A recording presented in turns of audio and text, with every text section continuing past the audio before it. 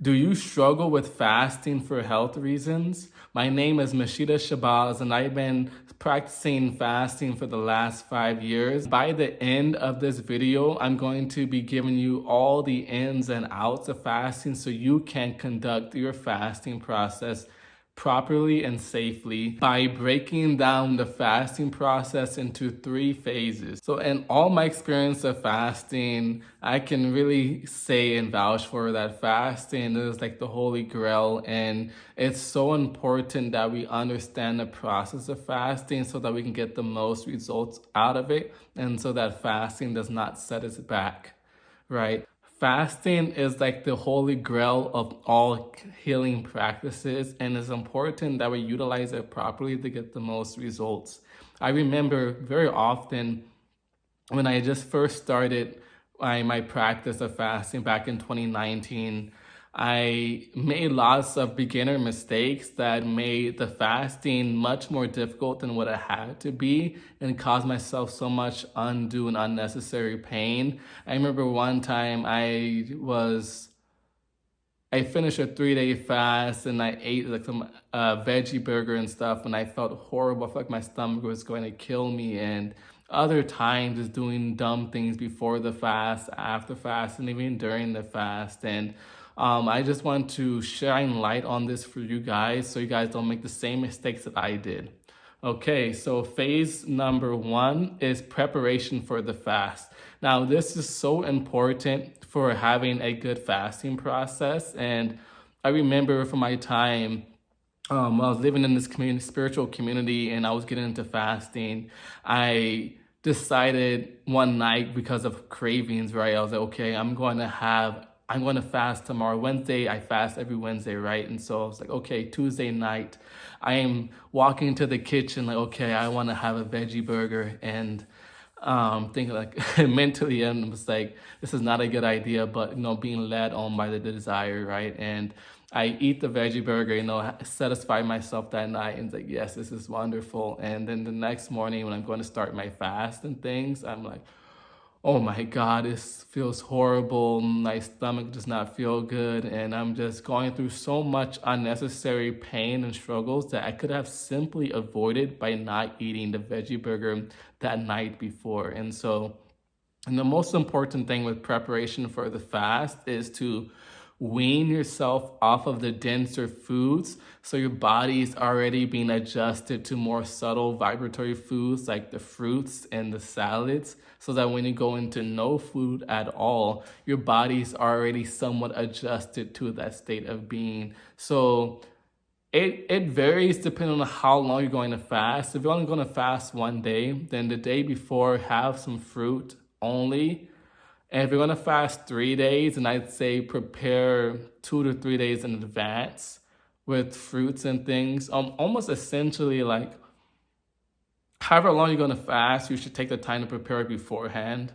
If you're doing like a 90-day juice fast, of course you're not gonna, okay, I'm gonna eat 90 days of just fruit and vegetables beforehand. You don't have to do that, okay? But if you're gonna do like a 7-day water fast, then I would highly recommend you spend at least 3 days of preparing your body before, and I'd recommend 5 days of fruits and salads. And then by day 3 or 4, just go fruit only until day 5. That would be my recommendation for you guys. Another important aspect of preparing for the fast ahead of time is making sure we're putting ourselves in a positive environment, because fasting is not just a physical process. Fasting also incorporates the emotional body as well. And so you can expect unresolved traumas and emotions to pop up during your fasting process.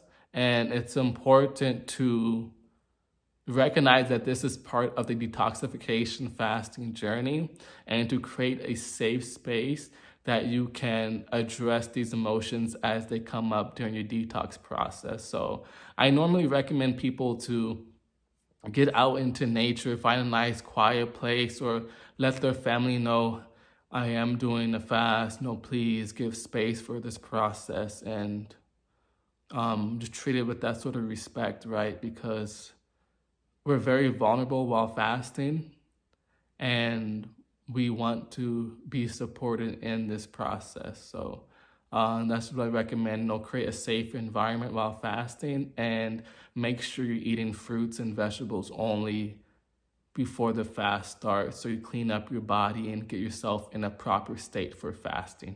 And whenever I had just fruits before my fast, I had the easiest times ever while fasting. And I recommend you guys, to really do that and really make a strong commitment towards that, because it really doesn't make all the difference how we go into the fast to save ourselves unnecessary trouble.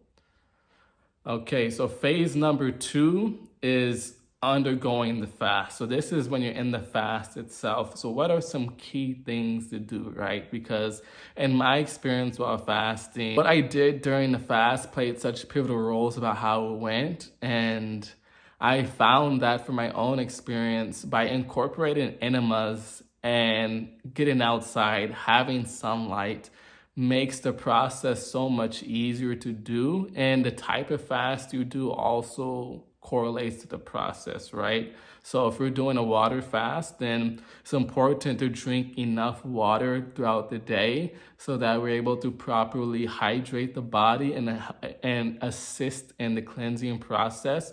If we're doing a juice fast, then make sure we're drinking enough juice to keep our glycogen storages full, keep our gas tank full, so to speak, our fuel tank for the body full, excuse me. And what else? Yeah, if we're doing a dry fast, then making sure we're getting outside enough and getting adequate amounts of sunlight and nourishment from the elements in the air. And if we're doing a urine fast, making sure we're drinking enough urine in this process to aid the elimination. One key point is, whatever fast we're doing, making sure we're taking enough fluids, taking enough of what we need to support the fasting process, right? The second thing I find is doing enemas, and people have an aversion to them until they try them. When you try them, you'll feel so much lighter that it's something you'll fall in love with doing and you'll enjoy the process. I highly recommend it, because so much of the fasting process, when you're in the middle of the fast, you're dealing with toxins coming into your bloodstream, and that's what's creating the cravings. That's what's creating the emotional releases. And so the more we can manage and deal with the toxins as they're being released into our bloodstream and our body, the more we were able to fast more effortlessly and without so much strain. So sunbathing is another great way to eliminate the toxins and to regulate the release and keep your energies high while in the fasting process. And also while fasting, it's important to do some form of exercise. Keep it within your capacity. So even just dancing, singing is great. Going for a nice brisk walk in nature is wonderful. If you can do push-ups and things, great. But it's important to also get the body moving and the energy flowing, because again, we're working with toxins in the body. And so the more we can move the body, the more we can keep the lymphatic system moving, which is the detox system in our body, the more we're able to get rid of that stuff and keep a balanced,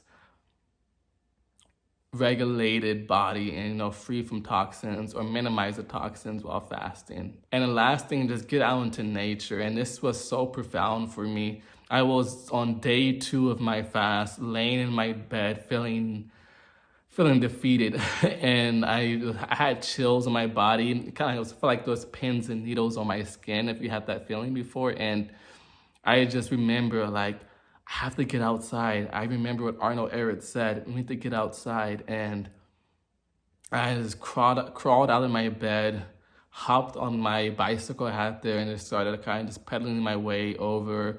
Went into the forest, found this nice rock that I like to sit on all the time. And it wasn't sunny, it was cloudy, it was cold. And so I also didn't want to go outside because there's no sunlight.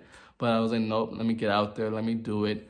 I was feeling congested, and I just got out there, sat down, with my jacket and things, just trying to stay warm. And within within 30 minutes, maybe an hour, I was like, whoa, my energy is back. My nose is cleared.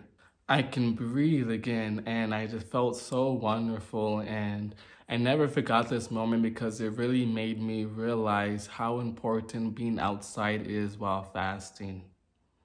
If you guys want personalized assistance and fasting for weight loss or for better health, reversing your chronic illnesses, then go ahead and click the link in my description to book your free consultation call with me. Phase number 3 is breaking the fast. And this is such a huge, important step because this is what helps to solidify our gains from the fast, meaning the detox process. Or if we break the fast improperly, then it can negate a lot of the work we just put into the fasting process. So this is like half the battle right here. All right. So as I shared before in my personal story of finished my 3-day fast and I had some veggie burgers with fries, and man, did that hurt. Man, was that uncomfortable. And every time I broke in a fast that way, I felt horrible. And just never do it again, never do it again. And the way to break your fast properly, and again, it depends on the kind of fast. So I will go through the different fasts for you guys and then go over the best ways to break the fast on each one. How does that sound? All right, so I start with dry fasting. If you're going to break your dry fast, then the best thing I would recommend is to start with a little bit of water and then fresh fruit juice, preferably distilled water. If you don't have distilled water, then I would recommend going straight to the juices and just a little bit, not a lot, just to get the system going again. It's like, hey, we're back on nourishment, we're back on food, guys. And so just do a little bit of juice and then increase the intake as your body tells you, and you'll know your body communicates very well when you fast. Okay, and so next is water fast. If you're water fasting, then the best way to break your water fast is, again, fruit juices is the best way to start. Start little, go more as you feel comfortable, but it's important also not to drink too little because there's residual toxins in our body from the fast. And if we don't flush them out with enough nourishment, like fruit juice or something, then those toxins kind of just get lodged back into the system, right? So it's important to indeed drink enough, consume enough. And if you're doing a juice fast, then it's cool to just break your juice fast with a nice mono meal, meaning just one fruit. So like have some mangoes, some watermelon, or whatever you like, whatever you find that is very laxative for your body. So for me, watermelons work very well for flushing out my colon, and I love them so much because of that. And so I would break my juice fast with some watermelon.